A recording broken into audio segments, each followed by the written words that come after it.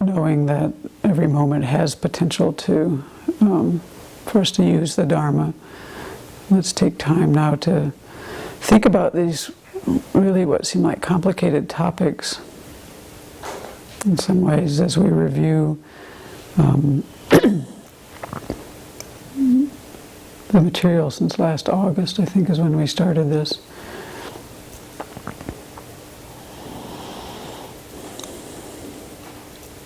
So hopefully this will help our wisdom to grow and clear out our confusion and help us to be able to think very clearly and find the tools and the understanding to actually then be able to meditate on these topics and clear away our ignorance and see reality as it is and free ourselves from this house of cards of personal identity that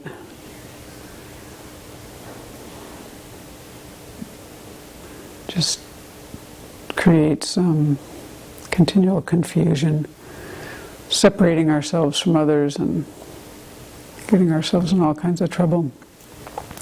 And as we wish this for ourselves, may we wish this for all beings, and also to have the fortitude to study this topic for a very long time so that we can really think about these things very clearly. And may this be of great benefit to all beings.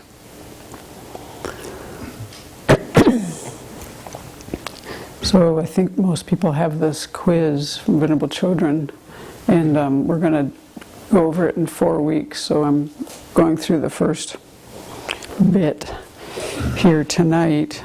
We'll try to get through the material that ends right before where it talks about the 7 facsimiles. So just to give people a reference. And it starts with this question: do you know what the 7 different types of cognizers are? So I will ask you that in a moment. But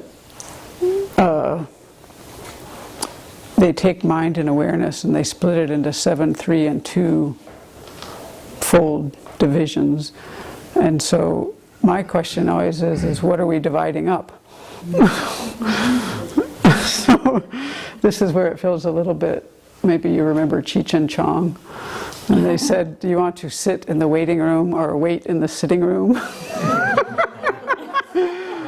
When we talk about mind and awareness, it gets a little bit like that. So Venerable said, okay, a knower is the definition of mind. And if somebody says, what's a mind? You say a knower. And if they say, what's a knower? You say a mind. So it's like that.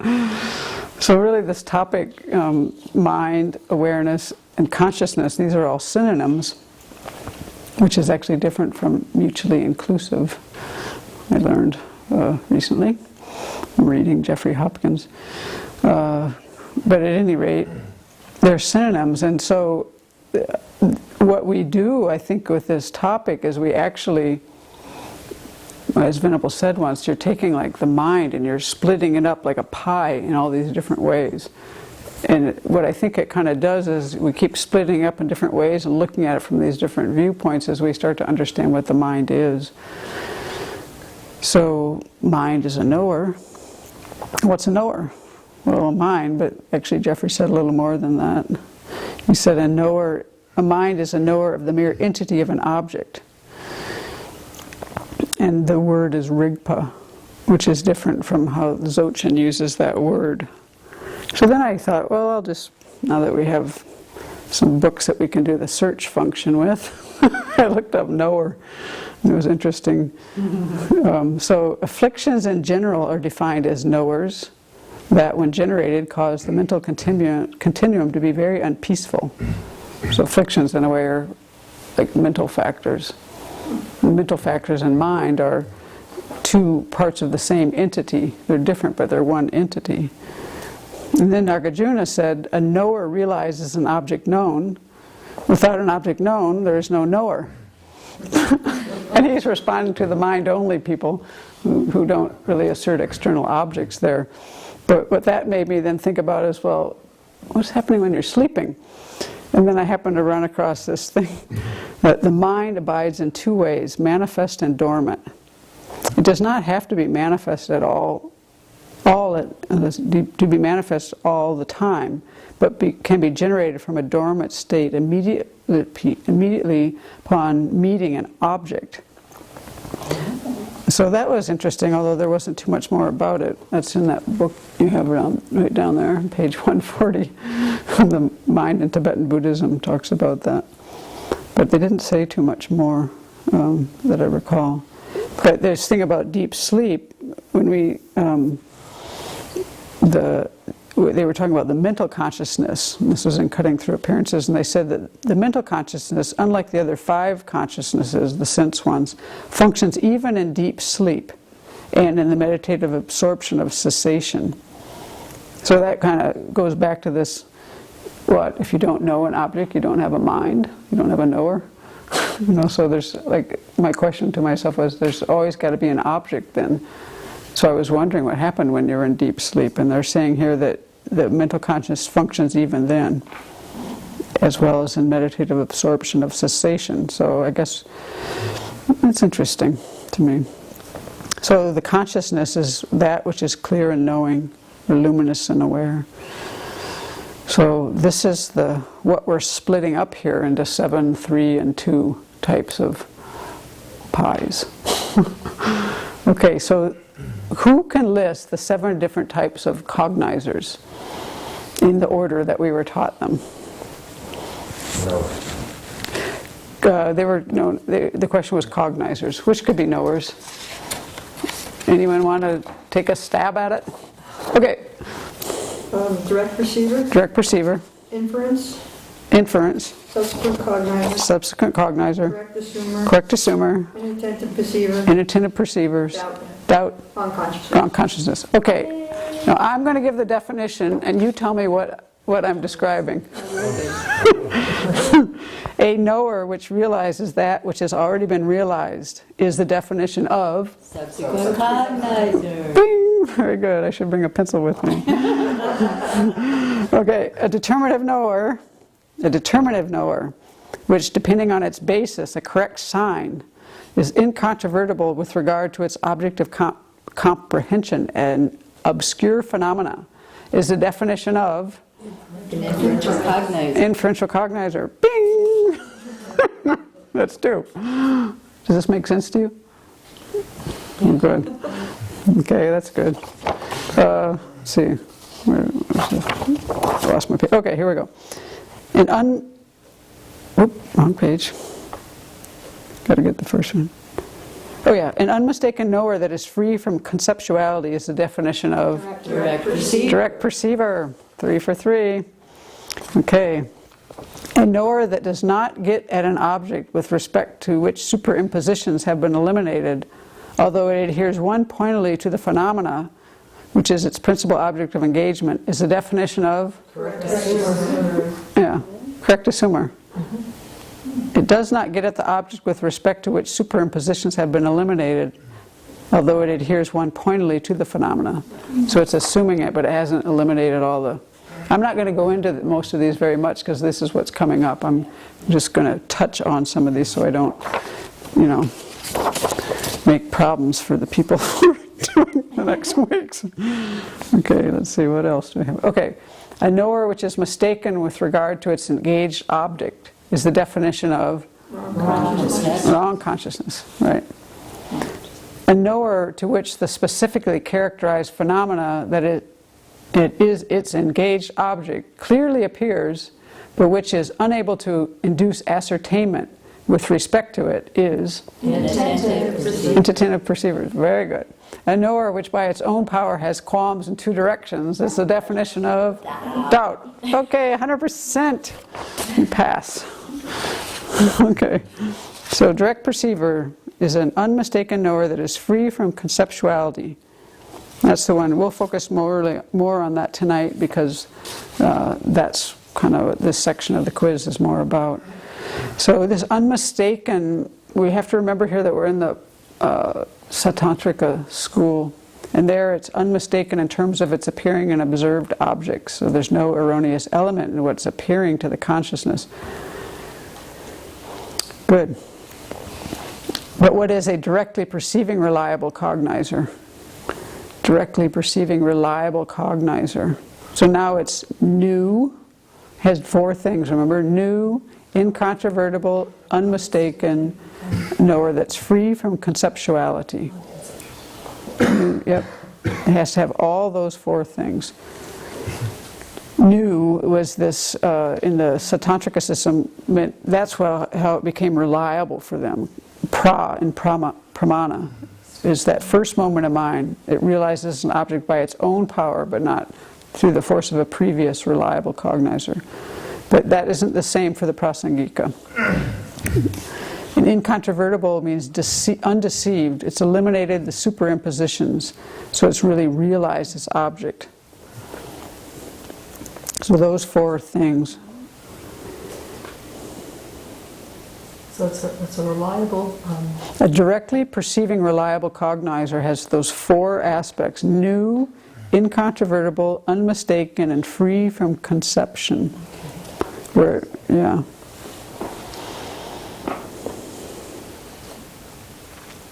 And so, yeah, remember we talked about the first moment of seeing something. It had the power of its own, it came from its own power, not seeing it from the preceding moment of mind. And this is where they talked about, what was that,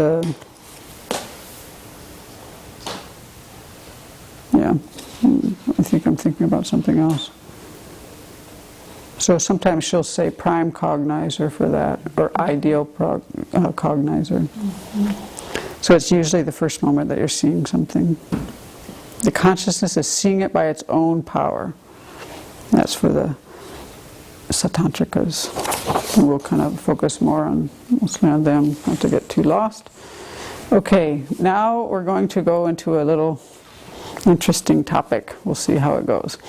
The next question, what are the 3 parts of a syllogism? Subject, predicate, reason. Okay. Some of the things we discussed, some of the syllogisms that we discussed were sound is impermanent because it's the product of causes. We also did one, I can't understand because the words are so complicated. We did the person, me, I'm empty of true existence because I'm a dependent arising. And we also did all phenomena of samsara and nirvana are empty because they're dependent arising. Okay, so we're going to take one of these apart. The self is impermanent because it's the product of causes. Okay, the self is impermanent because it's the product of causes. What's the subject? Self. What's the predicate? Actually, it's impermanent, not is, just impermanent. Impermanent. She said is impermanent, but I've been reading some stuff on this, which I'll get into here in a little bit. What's the reason? Because it's the product of causes, right? What's the thesis?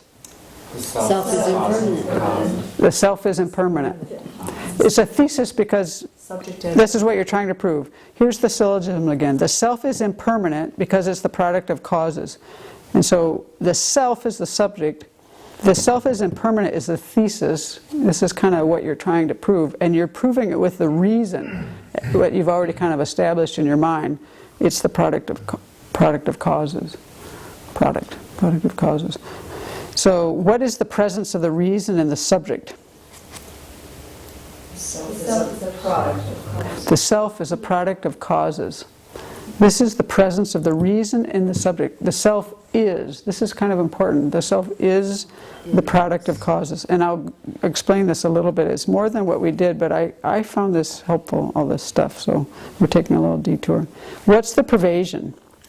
If it's the product of causes, it is necessarily impermanent. Very good. Whatever is the product of causes is impermanent, or is necessarily impermanent. What's the counter-pervasion? It is not impermanent, it cannot be a product of causes. Right. If it's not impermanent, it's not the product of causes. I can't do this like you guys do without thinking it out and writing it out. When we did this and you guys just did it from your heads, I was like, you guys are something. I can't do that. Okay, so here's the thing that got me kind of going on this. from some stuff I had read previously. So Venerable said to us, okay, you know the parts, and they make sense, but are you moved? No, we're not moved. So this is why I want to get into this topic a little more. So Daniel Perdue, who wrote the book Debate, has this article that I found on the web. You can Google it and find it. It's called The Tibetan Buddhist Syllogistic Form. And he explains this, and I'm going to go through it until I get lost. The subject sound is an impermanent phenomena because it's a product. So the subject is sound. The predicate to be proven is impermanent phenomena, because we're trying to prove that sound is an impermanent phenomena. And the reason, which is also the same thing as mutually inclusive with sign, so you have to get used to that, reason and sign is product. So that little review, right? Okay. When we choose a subject, anything that is existent or non-existent can be stated. Or when we choose a subject, the predicate to be proven, you know, the predicate, or the sign, or the reason, all three parts, you can choose anything, existent or non-existent. This is the rules of the game here. Okay, you can choose anything. But when here's some things about the subject. So the subject is the basis with respect to you're trying to learn something about it. You're trying to learn something about sound. Sound is impermanent. Okay, so in the syllogism, the sound is something you're seeking to know something about it. And the one who is seeking to know, there's someone who's seeking to know about that. They're trying to know if it's permanent, if it's impermanent, right? That's the thesis. Is it impermanent? So for a proper subject in a syllogism in this tradition of debate, they has to meet two requirements. And the first is basically a form thing, that the subject has to be the first thing. The subject must be held as the basis of debate. So it's the subject, and so it occupies the first position in the syllogism. So it's at the beginning, okay?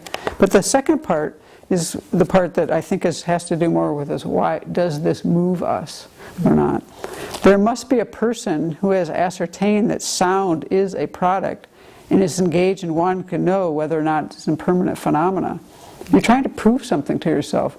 You've kind of got half of it down. You get that it's a product, and you're trying to prove this other part to yourself. So you're actually engaged in it. And this whole thing, so they're into the reasoning process. They're not like asleep. They're not like not thinking about this. They're not someone who's actually already figured it out. They're actively engaged in this. So that, I think, is quite important. Or else it's like, who cares? So, yeah, so it's not valid for a Buddha or anyone who has already completed understanding it, who hasn't forgotten it. Or someone who's unprepared. If you're not, like us maybe. Like, who cares? We can say these words, but it's like, well, whatever. So, yeah, you have to be into it in that way. And then the part about the predicate to be proven, this here and this one is that, which is impermanent phenomena. That's what we're trying to prove here, right? We're trying to prove that with respect to the subject, sound. So anything can be stated as the predicate to be proven. Anything. But you could also say, you could say that it's a permanent phenomena. You can say that. You can say a syllogism that says that. You can state anything. So that's part of the rules here. You can state anything. Doesn't mean it's true. And that's where we'll get to this. So then the thesis, we've kind of gone through that. That sound is an impermanent phenomena. This is what we're trying to prove. And then the reason or the sign is that it's a product. It's product. So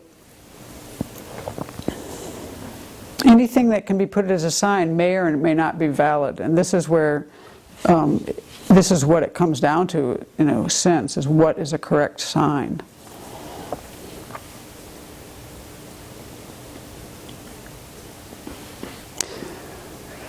Okay.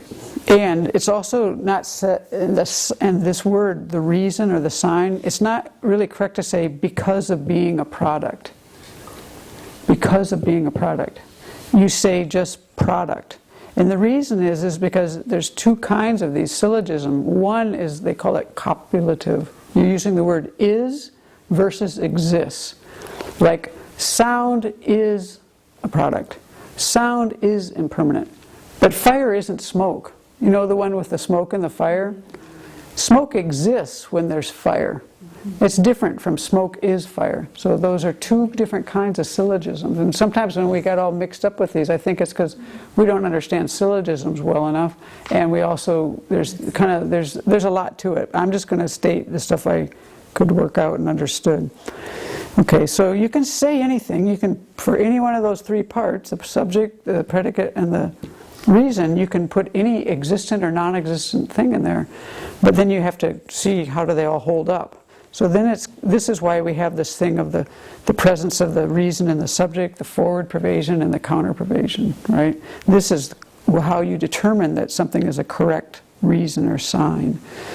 And so the definition of a correct sign is that which is of the three modes. And the three modes are, it has to be, there must be the presence of the reason or sign in the subject, the forward pervasion, and the counter pervasion. And that's, once you get all those, boom, you kind of got it. So that's what makes it.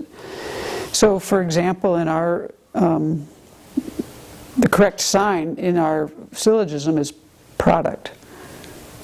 The subject sound is an impermanent phenomena because of being a product.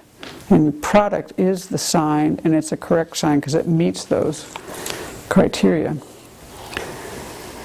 So, yeah, so it's that thing. Sound is a product.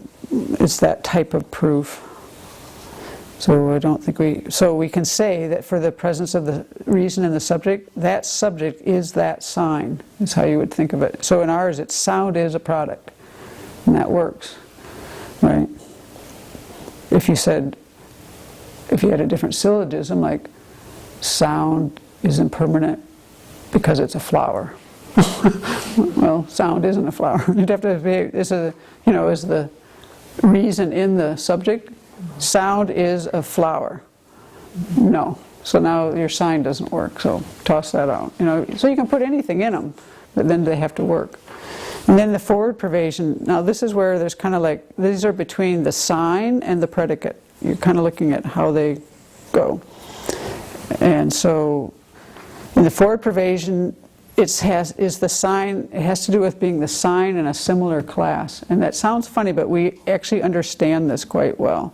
So it goes like this. So in order for a sign to be the forward pervasion, it must exist in only the similar class. So in our syllogism, this means that product must exist only among impermanent phenomena. And so when we use the example, it's easier to understand what they're getting at here.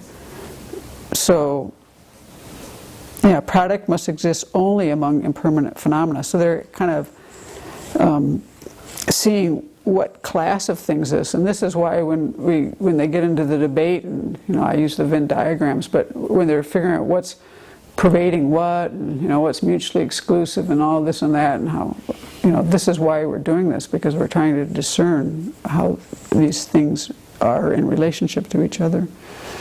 So this is actually the heart of the definition of the forward pervasion, that the sign is ascertained as existing only in the similar class.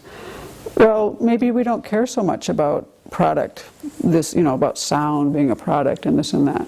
But when we get to things that some of the other syllogism, once we understand this, then we'll get to something more like some of the ones, for example, in the diamond slivers. So we've, heard Jeffrey talk about that. I forgot how he retranslated it. The diamond Vajra nodes. Vajra chunks and Vajra nodes.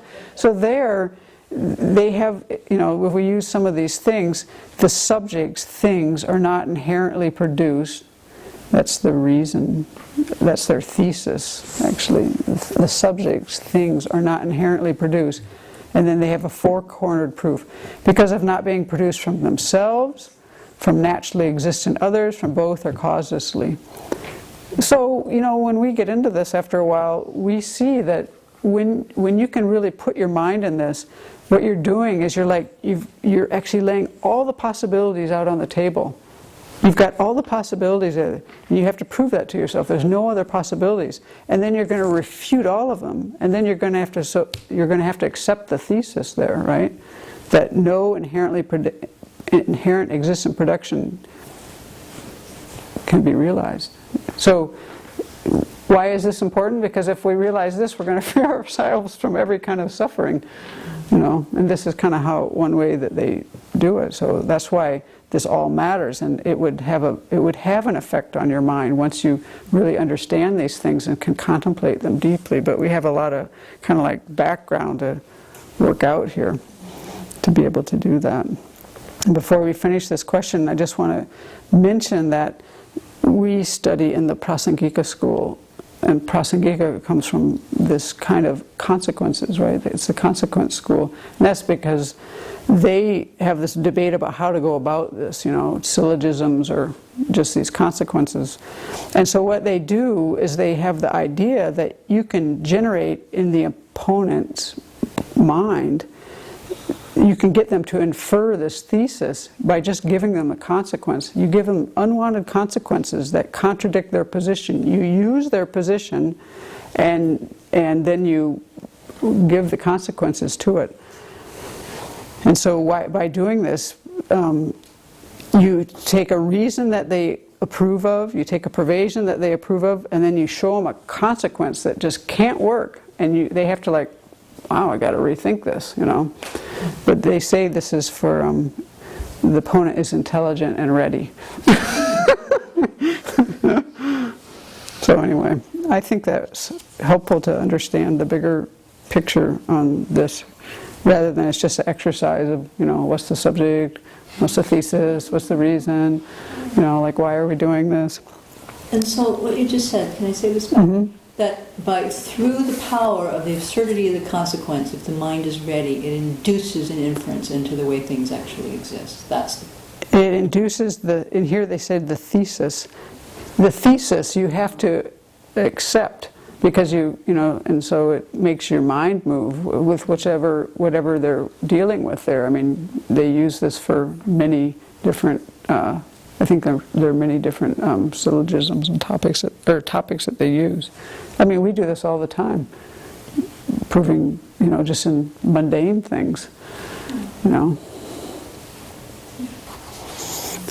So there's a lot more about that, and I don't know, that's the extent of what I know that I could explain.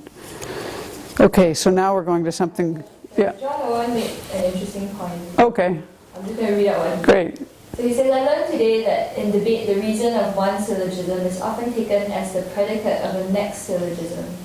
So for instance, sound is a product because sound is impermanent because of being a product. And the next syllogism they would debate would be sound is a product because of being created. So they build one reason on another, and one syllogism on another. Yeah, in order to prove that it's valid. To do that in debate. Cool. Okay, now we're going on to a little thing with more participation. Every time your mind is filled with attachment, craving, anger, jealousy, arrogance, resentment, envy, nostalgia, daydreaming, these are conceptual minds. Now, did you do your homework and look at them and see if they were accurate? Anyone who didn't do the homework, raise their hand. Okay, let's ask you guys. Because you guys already know. What good is it asking you? You already know. Okay, is your mind accurate when you have nostalgia and daydreaming? Accurate to what? Well, what do you think? It's a conceptual mind. Would you agree, or do you think it's a direct perceiver? Conceptual. Okay, it's a conceptual mind. A daydream is not a direct perceiver, nor is nostalgia, because nostalgia is like a memory towards the past. A daydream is like a memory or a conceptual mind towards the future. Okay, so are they accurate? Well, I guess when I thought about this, I thought, wow, those are usually filled with some kind of attachment, like nostalgia, just the word. You look back, It was so nice. You forgot that everything smelled. Or whatever you forgot, you know. Or like you think about daydreaming, I'm going to go on this vacation. You forget that you're going to get bit up by mosquitoes. So the accuracy has to do with the conventionality of what's actually. Is this the question as it's written? Well, I think John's question on what. What comes to mind to me is accurate. I thought about the 4 distortions and our tendency to exaggerate both into the positive and to the negative. Then I'd say all my conceptual consciousnesses are inaccurate. All yours are inaccurate. Okay. To some level. To some. Yeah. But inaccurate is not the same as mistaken. When we get into Yeah. the whole thing about, we all look at things as being substantially existent, but whether they, they still exist, they still function. Right. I mean, Well, in that way, then all my nostalgia is accurate. I mean, It functions. it's accurate. functions. Well, it's not always accurate, but at least like my memory of what happened might be correct. But of course, I could also be thinking like, oh, I would be happy if this happened again, which isn't usually true. I had a question Yeah. about. Go ahead.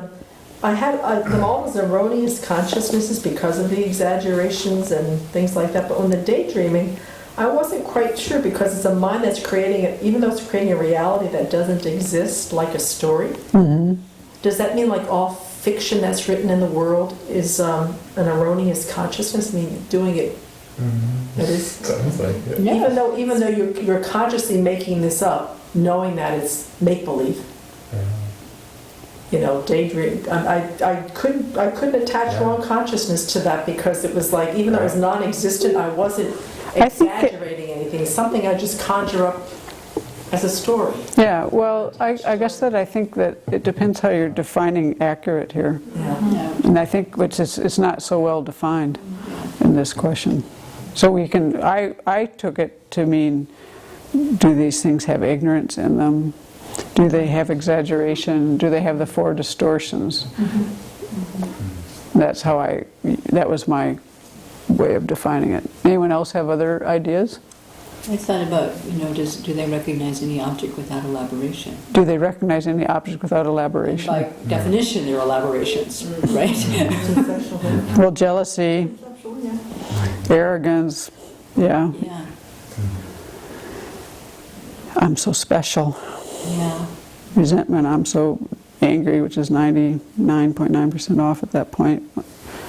90% when it's anger and 99% when it's resentment.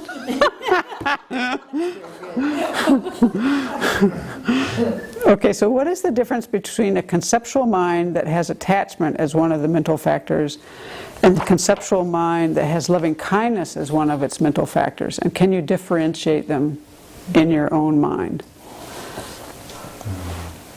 I thought about this one, but I'd like to hear from you first.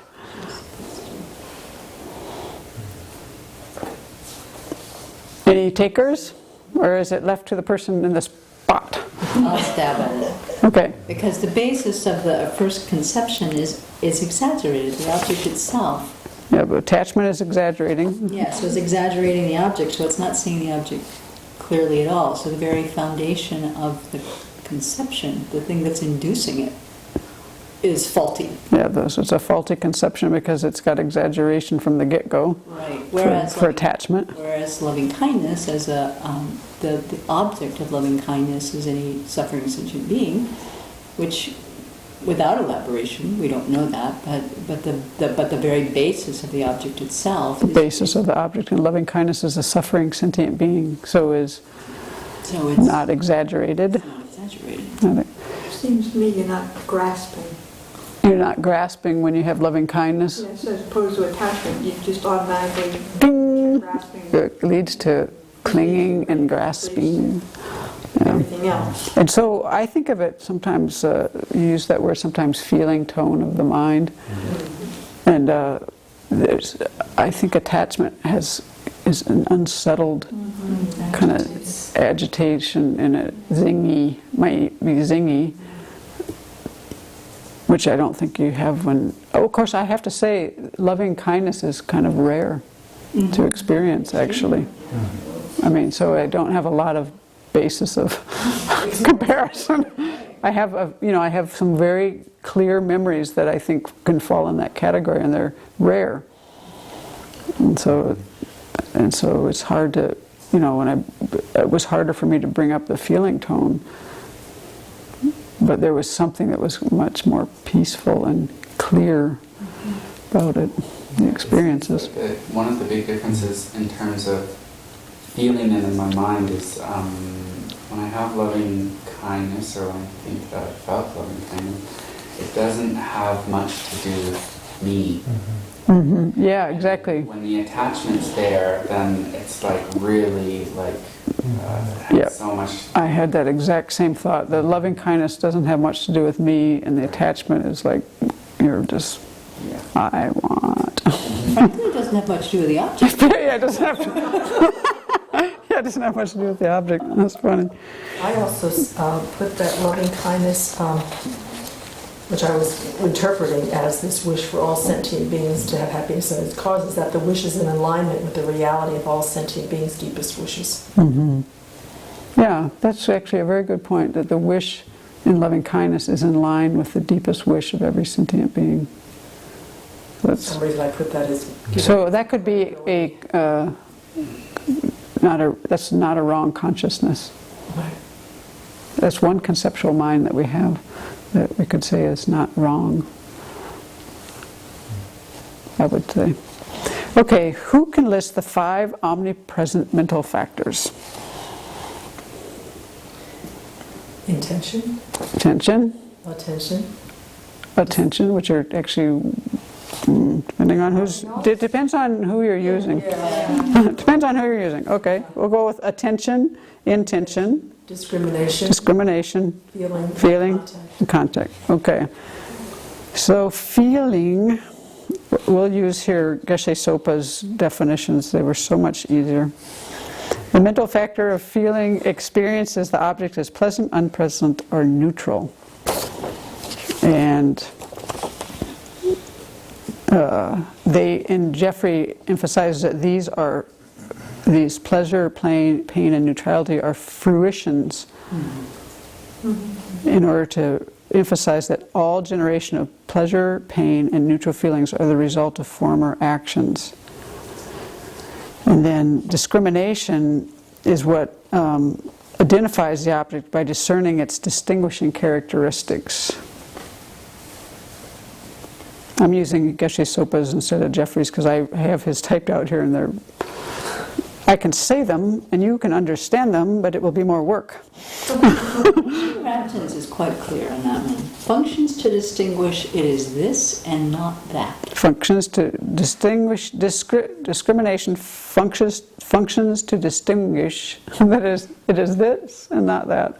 And if you can speak, you can say it. Okay, intention, this is one that sometimes Jeffrey uses the word intention, attention. And this one, we'll first start with Jeffrey's on this one. It's a mental factor that, this is in contrast to mental engagement, which we might also call attention. In some translations they do. So this was a little confusing. Geshe Sopa calls mental engagement attention. Jeffrey calls intention, attention. Okay, so whatever.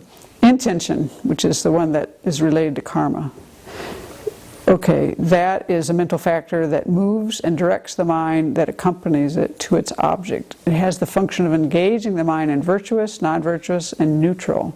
It's the most important of all mental factors because through its power, minds and mental factors engage an object like pieces of iron powerlessly moved by a magnet. And Geshe Sopa is more short and clear. The mental factor of intention, or karma, directs and propels the mind towards the object, moves the mind to become involved with that object. Just as a magnet moves a piece of nearby iron, intention moves the mind towards engagement with beneficial or harmful objects. And then the next one, mental engagement, he would say, Geshe Sopa would use the word attention, that focuses and stabilizes the mind on its object, not allowing it to move elsewhere. So So that's kind of the discernment there. It's kind of more. So Jeffrey, you said that the attention one moves the mind to the object in general, whereas mental engagement directs it to a specific object. And then we have contact. And actually, I thought what Geshe Sopa wrote was really clarifying to me, because I found this confusing.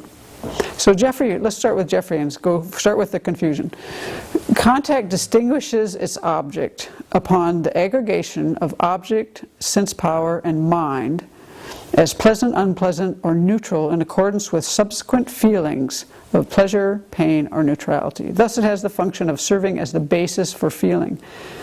Since contact distinguishes its object as pleasant, unpleasant, or neutral, it serves as a cause for feelings of pleasure, pain, or neutrality.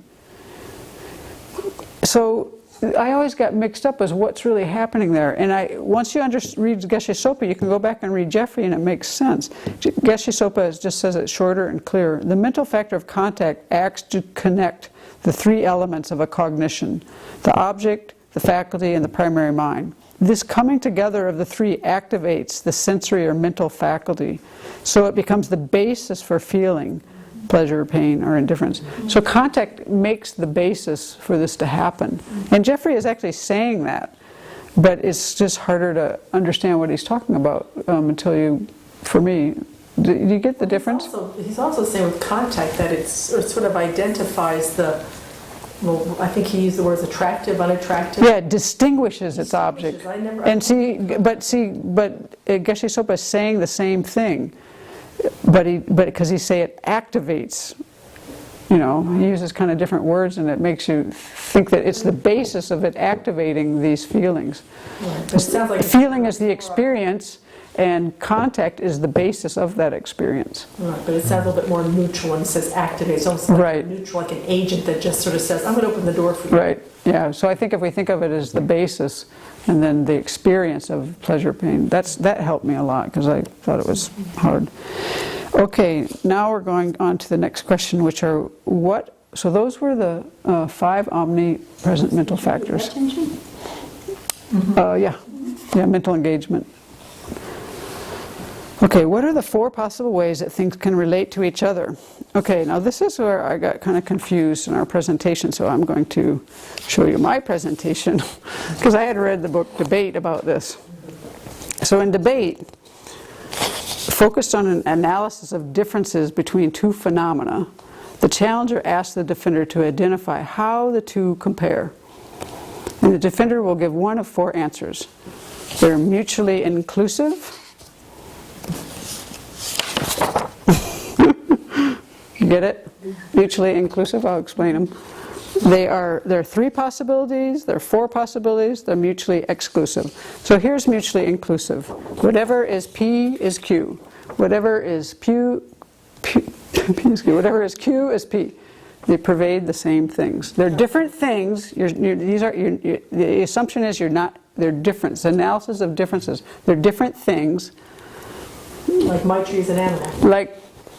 Well, no, because it wouldn't work. That would be a different one.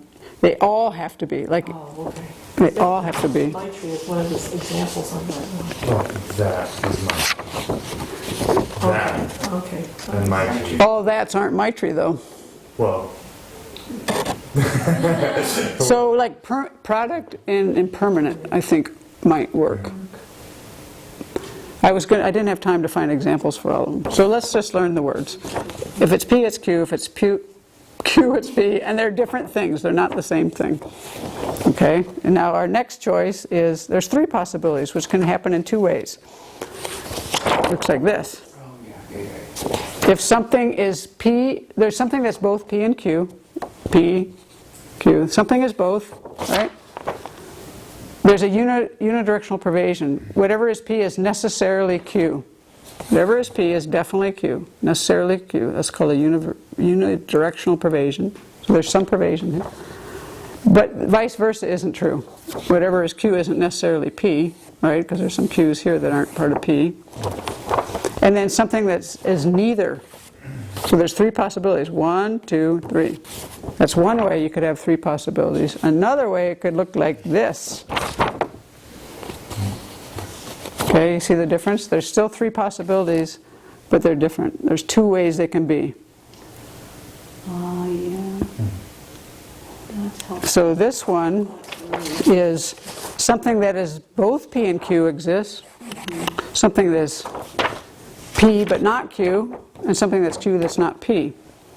And then something that is negative. Well, in this particular example, there's nothing outside of it by definition. Fourth choice is That comes up. Okay, in debate, let's go back, because this is where it helps. In debate, focus on analysis of differences between two phenomena. The challenger asks the defender to identify how the two compare, and the defender will give one of four answers. They're mutually inclusive. There are three possibilities. There are four possibilities. This is the one Venable taught us. Or they're mutually exclusive. Those are the four. They're going to state one of those. Okay, so here's the four possibilities. Here, there's something that's both P and Q. There's something that is P but not Q. There's something that is a P that is not a Q, like that one. There's something that's Q that's not a P, and there's something that's neither. So that's when you have, if there are four possibilities between two phenomena, all points of similarity and difference are exemplified. In this case, there is no pervasion between the two principles. There's no pervasion between the two principles. It means that they aren't like, kind of like this. They have an overlap, but there's no, yeah, right. That's how they say this. So that's the fourth, and then, or they could be mutually exclusive. The two circles do not overlap and do not have a common boundary of pervasion.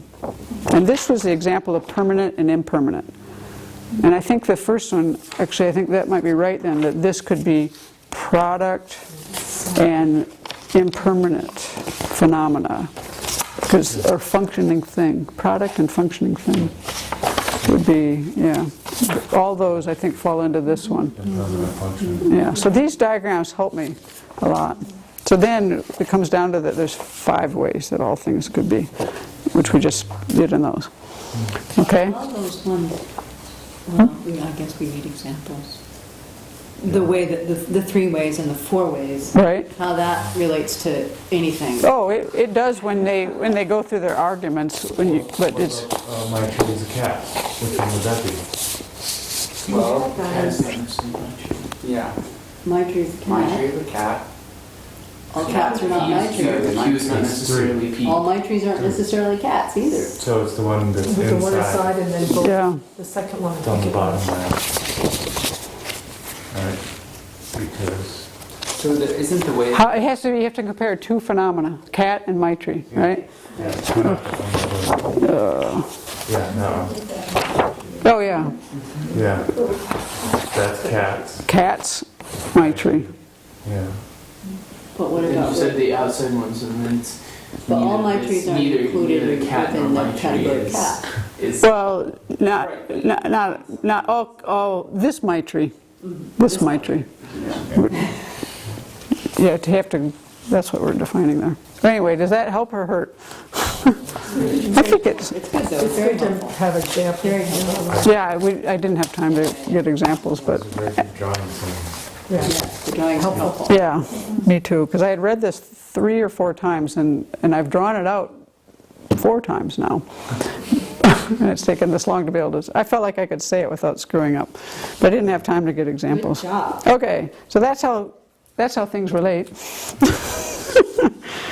And before we run out of time, Did that go with the one that was what are the 4 possible ways that things can relate to each other? synonymous, contradictory? One is this but not that, and one is that but not this. Yeah, that's the one. That is actually a subset of how.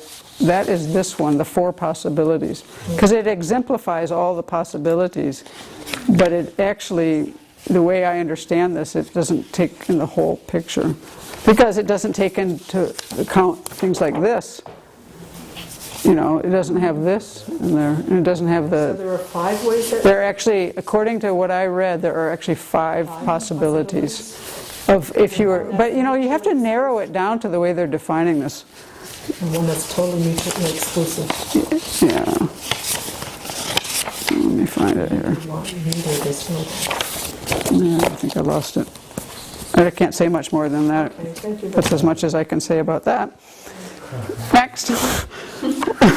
What is the path from wrong consciousness to direct perceiver of emptiness? Okay, where do you start? Wrong consciousness. And then? Your teachings. Your teachings. And you get doubt. Which kind of doubt? Yeah. Incline towards the wrong conclusion. Doubt not tending toward the fact or tending toward the wrong conclusion. Then? Just plain doubt. Equal doubt. Equal doubt. Then? Doubt toward the correct. Doubt tending toward the correct conclusion or doubt tending towards fact. Then? Correct assumption. Then? Inference if you're lucky. Inference through the power of the fact. Right, inference through the power of the fact. That's what Jeffrey has in his book. And then? Is that the same as power of the reason? No. I'd have to look it up. Power of the I don't know. Could I don't think so. Because I've had it verbatim in her notes like that. Yeah. Actually, there were 4 types of these powers, and I'd have to look it up to be sure. Well, power of Power of authority, and the but I don't remember all 4. power of renown. There were only 3 that I recall. Yeah. Yeah, I remember. There were 4 though. It's in Jeffrey Hopkins. If somebody wants to get the book. Okay, what's after the inference though? Then you keep meditating until serenity and insight are combined. Yep, serenity and insight combined, and you get what? First you get a mental direct valid cognizer, and then a yogic direct valid cognizer. Mental valid That's what Jeffrey says. direct perceiver. Yeah. He has his, in Jeffrey's book, Meditation on Emptiness, towards the very back around page 701. I'm pretty sure it's page 701. There's or right near there, there's a thing where it has this, and it has little numbers on it, and this is what I took this from exactly. Mental direct perception, like at the end. First, mental direct valid cognizer, and then lastly, a yogic direct valid cognizer is what he said. But we never talked about this. No, but the way we Did we? talk about mental direct cognizers is that it comes at the end of a direct sense perception. That's all. Right. Yeah, we had the sense perception of quick, but that was in a non-yogic Right. direct perceiver. So this is a different. They've got the union of serenity and insight. It's the only place you can have a mental direct perceiver in the Sautrantika is before the yogic direct perceiver. No, we have mental direct perceivers, but they're so quick that they're inattentive. But these aren't inattentive because they have the union of serenity and insight. So it leads them into a lastly, I guess. That's the best I understand it. Okay, now the 3 divisions of mind and awareness. This was actually in the root text. Yeah. It says there are, there were the 7-fold division, which we did already. That was the very first question of the night. The 3. Conceptual consciousness that takes a conceptual appearance as their apprehended object. That was 1. Non-conceptual, unmistaken consciousness that take a specifically characterized phenomena as their apprehended object. And non-conceptual, mistaken consciousnesses that take a clearly appearing non-existent as their apprehended object. We spent like no time on this. Very little. Okay, so let's think about that. If you took mind and awareness and cut the pie up, you would have conceptual and non-conceptual. So you got those 2 there, but then they took the non-conceptual and they split that in 2 here. One was unmistaken and one was mistaken. And the unmistaken one took a specifically characterized phenomena as their apprehended object, and the mistaken one takes a clearly appearing non-existent as their apprehended object. That would be like seeing everything as inherently existent. When you're appearing object to a direct perception, like looking at this plant, it's non-conceptual, it's mistaken, Although that's Satantrika, we're in Satantrika. Yeah. That doesn't work there. Mirage. It has to be a mirage. A mirage would be a better example. It's non-existent, but it's clearly appearing to you. Sort of, or like the scarecrow. Yeah. When you're seeing a scarecrow as a man, because it's mistaken in that way. Yeah, that's one way they split it up. And a non-mistaken, non-conceptual would be a direct perception of entities. Yeah, like a direct Those are perceiver. synonymous. Yeah, that's right. We had this. A non-conceptual, unmistaken consciousness is synonymous with direct perceiver. And the non-conceptual, mistaken consciousness was synonymous with wrong consciousness, non-conceptual wrong consciousness. That's all exactly from the root text. Cut and paste. The twofold division is the last thing we'll get into here before, I think it was our last question. It was, what are the three divisions? But the three divisions of mind and awareness are into 7, into 3, and into 2. And Venerable actually talked about a number of them, but I took my material mostly from mind and Tibetan Buddhism, and they said that these twofold divisions, in their book they talked about 6 of them, but there's more than 6, and Venerable had another one that, and there was one of their 6 that we never talked about. And each of these are approaching the subject of consciousness from a different angle. So the first one was prime cognizers and non-prime cognizers. That's one way to split things up. And so for us, in the Satantrika, we had only the first moments of direct perceivers, and inferential cognizers are prime cognizers, only the first moment. And all the later moments of those two, as well as all of the other, of the group of 7, you know, all the doubt and the correct assumers and all that, all those are non-prime. So that's one way you could split it up, whether it was that fresh, new, either inferential or direct cognizer or not. And then another way to split things up was conceptual and non-conceptual. And this, again, is an exhaustive, taking the whole pie of mind and awareness, or knower. Awareness and knowers is how they call it in that book. And splitting it. And so how are they splitting it? This time it's in the manner in which the consciousness gets at the object. Does it get at it through an image or not? Conceptual uses a conceptual appearance, non-conceptual doesn't. And so in that there's no statement as to correctness, newness, right, wrong, prime, non-prime, any of that. It's just, is it using conceptual image or not? How is it getting at it, at the object? And then mistaken and non-mistaken in their book was a little confusing, and then I thought, oh, it's exactly how we learned it in the Satantrika, but it's still a little confusing to me. So I will read this and you can help me maybe to make sure I'm getting this right. Because we use that word mistaken and non-mistaken in different ways, and I sometimes can't get out of the Prasangika way of using it. So we need to think like, you know, and then I'm not sure what they wrote this book from in their view in that book, but when I reread it, it seemed like it matched exactly with the definition that we had from the Satantrika. So we'll see what you guys think.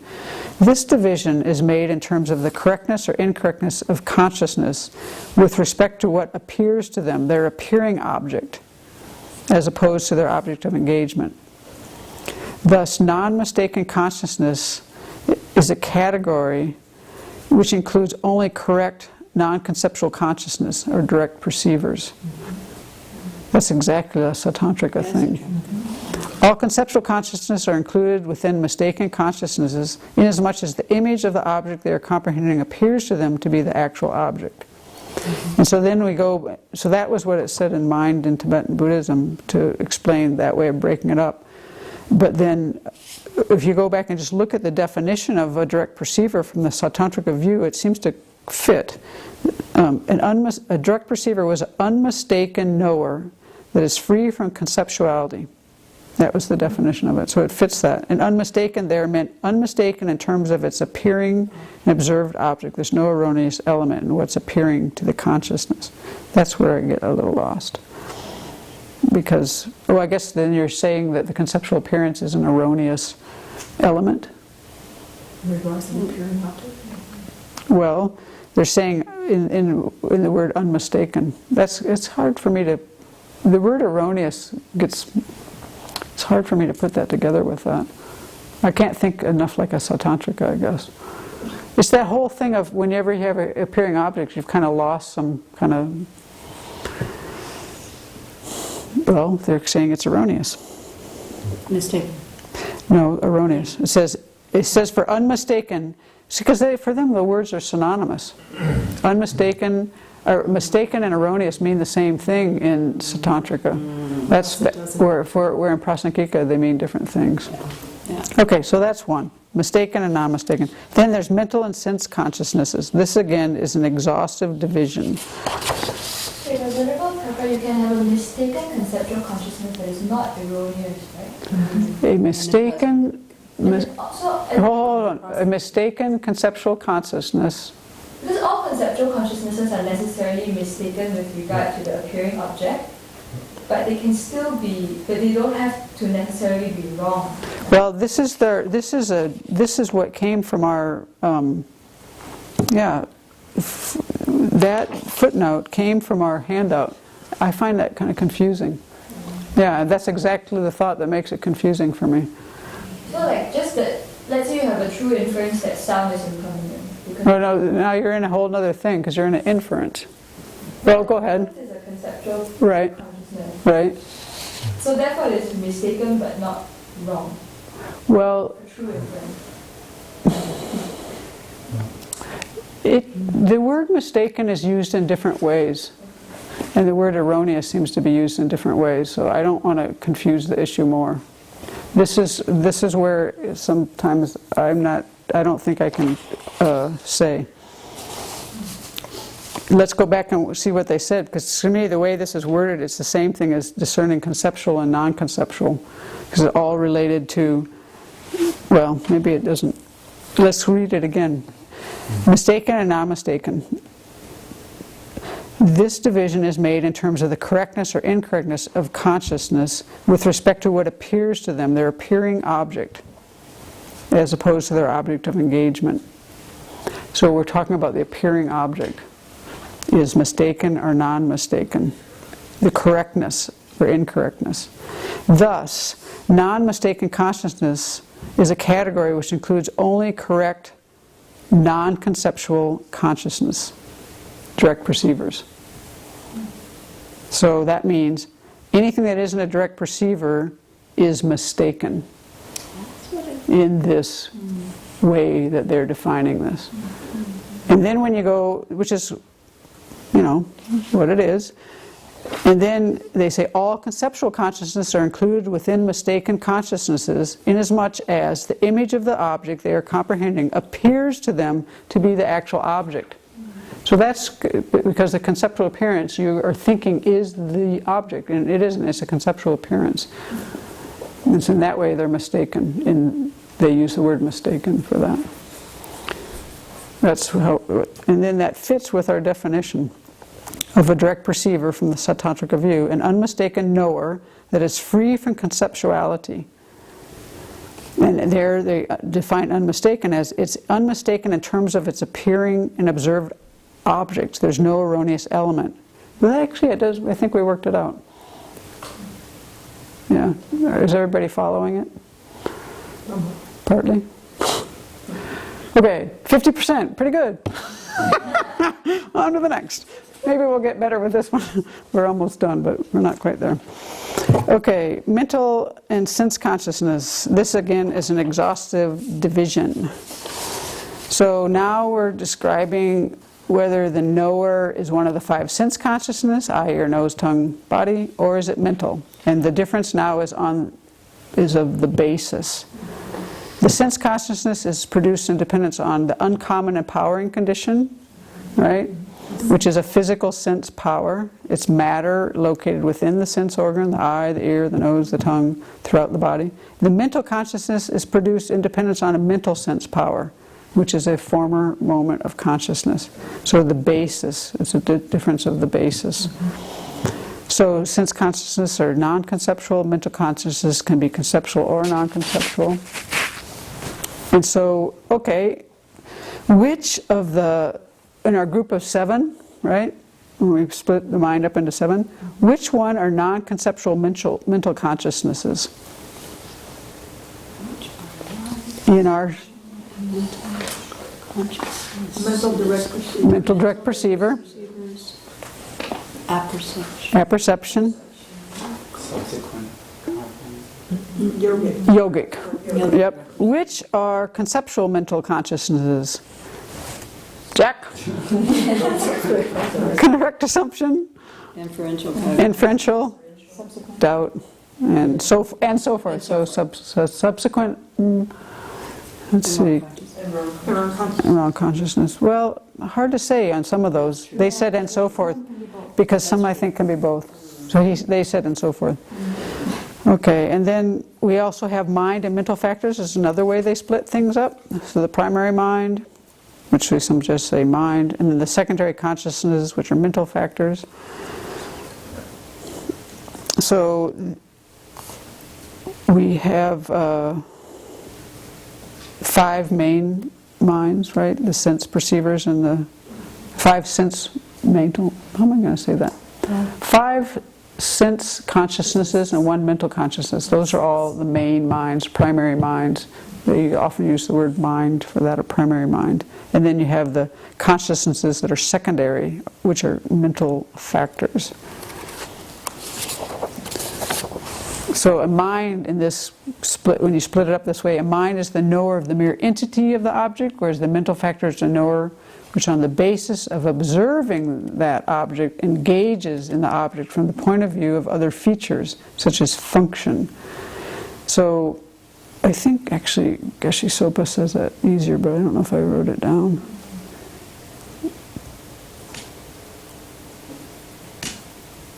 Yeah.